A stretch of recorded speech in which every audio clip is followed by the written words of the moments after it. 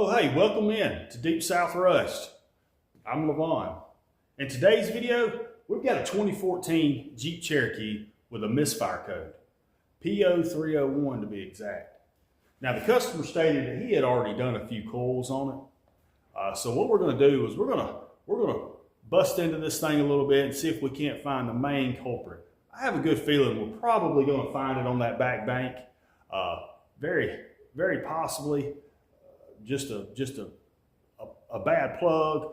If not, I do also have an injector to pop in this thing just in case. So if you guys will stay along, we'll get this handled. All right, here we are back. I went ahead and took this breather off. We'll lay it to the side here. We've got the 3 coils down in here. What we're going to do is we're going to take each one of these coils off. We're going to unplug each wire. Get all 3 wires undone. All right, now we're going to slip each coil out, and these do look like new coils, but I'm curious about the plugs. So let's get all these here pulled out.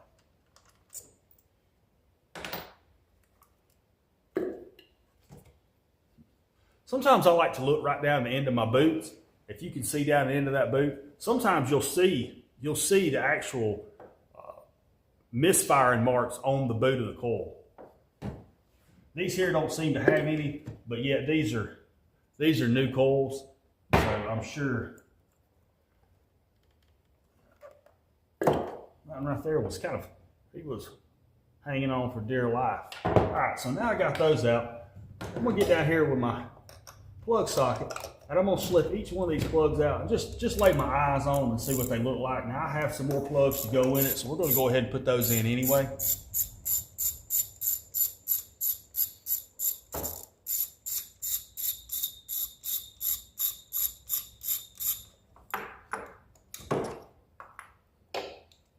So that right there looks like he probably replaced that plug. We're going to go ahead and replace it again anyway, just in case maybe there's a crack in the insulation on it, the insulator or something like that. I've seen that happen before. Now I have to put my glasses on so I can see. But a lot of times you'll find a nick or something in this porcelain that'll cause a misfire.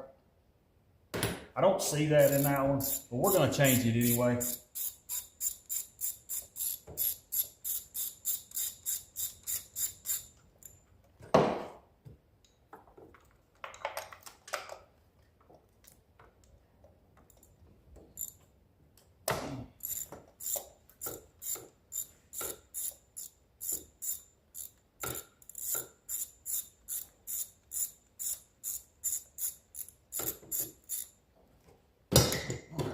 Get these last 2 out of here.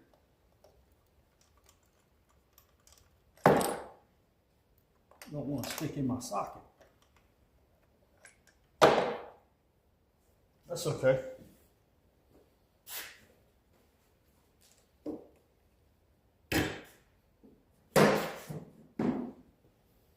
I'm sure you guys remember this fancy little doohickey I got. Let's see if this is going to slide down in here. Seems like you probably got it.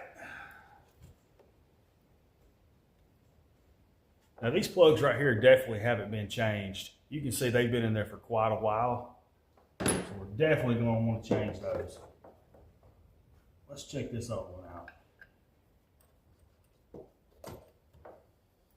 Yep, much the same. That one there's also old. Looks like we got us a mixture here of NGKs and Champion, King of the Chryslers.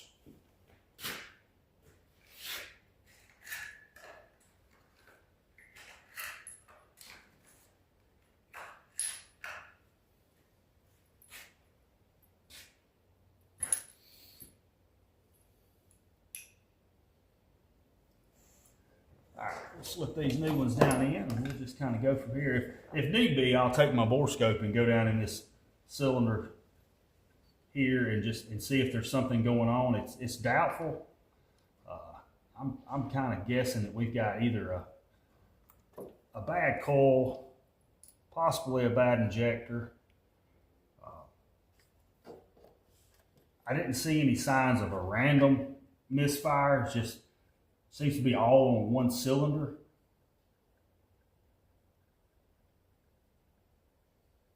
So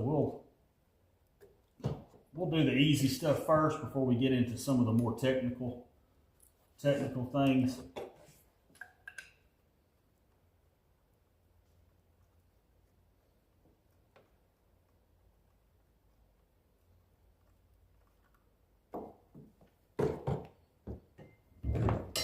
Let's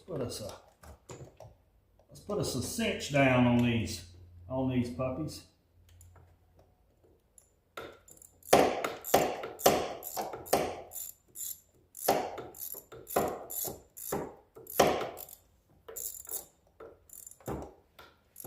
You know, I kind of planned to have this thing done already.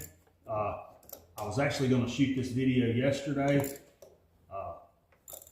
but I tell you, I don't know how many of you guys out there that watch are deer hunters, but me and my wife, we're big deer hunters. Enjoy getting out this time of year, and we've gotten behind on all the food plots and getting everything ready. Plus, we hadn't had any rain. I mean, it's been so dry. It just really hadn't between work,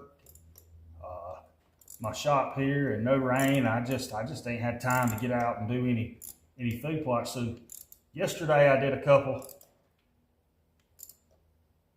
things, and then this morning I got up and done a few things to try to maybe get myself somewhat caught up. I'm never completely caught up. I don't know if a lot of you guys have the same problem, but I'm never caught up. I never seem to get ahead. I seem to do good just to kind of keep my head above the water with everything I got going on. But you know, there's never time to be bored. I'm never bored. Just as soon as I figure out, just as soon as I think I'm getting caught up, my wife finds me something else to do.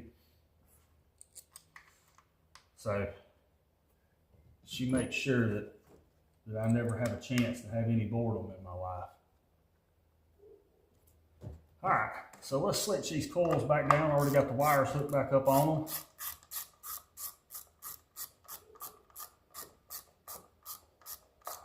Now guys, you don't want to tighten these coil packs down real tight. Just snug them down. They're not going anywhere. You know, they might come out of here if you blow a plug out of the top of the head or something, but they're just cinch them down where they're snug. There ain't no need in really pulling on these things hard. I mean, these things are little metal grommets and a plastic valve cover, so they're extremely easy to strip. And then you have to get you a pry bar and pop the whole thing out.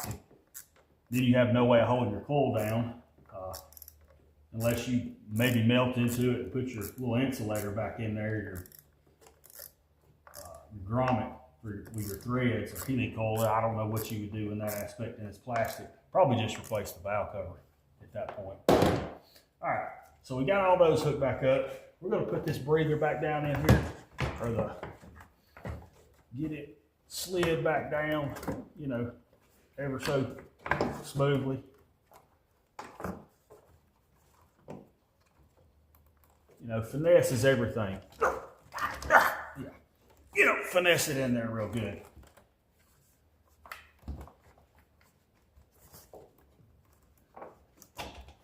Yep. A little bit of finesse. All right, clap our little hoses back, and I'm curious if this is going to take care of this issue, or if we're going to have to maybe tear into that injector. But I do have one, so if we have to go that route, if maybe they've got a little trash in that injector or something, that'd be something that maybe we can address at that time. But now we know all the plugs and everything are good all the way through the engine and all cylinders. All right, let's give this thing a little bust over and just see how it sounds.